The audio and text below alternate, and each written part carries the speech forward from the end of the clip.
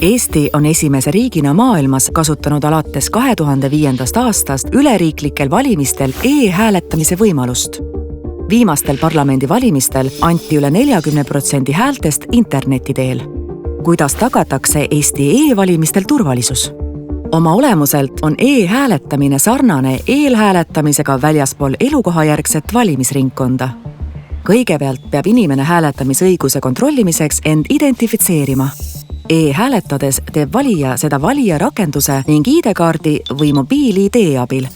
Seejärel kuvab rakendus kandidaadid, kelle poolt on võimalik hääl anda.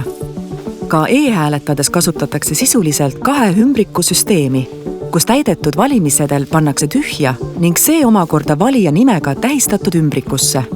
E-hääletades tehtud valik salvestatakse konteinerfaili, mis kinnitatakse digiallkirjaga. Antud hääl saadetakse valimisteenistuse serverisse, kus salajasuse säilitamiseks eraldatakse pärast valimisõiguse kontrolli digiallkiri antud häälest. Seejärel loetakse anonüümsed e-hääled valimiskomisjoni poolt kokku.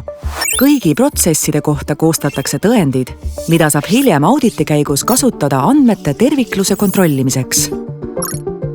Kogu e-häälte käitlemise protsess on põhjalikult dokumenteeritud ja ka üles filmitud. Valimisprotsessi oluline turvameede on ka see, et igal valijal on kuni e-hääletamise perioodi lõpuni võimalik oma häält muuta. Tänu sellele pole näiteks mõtet e-hääli osta. Turvalisus e-valimistel on tagatud läbi erinevate turvameetmete koosmõju.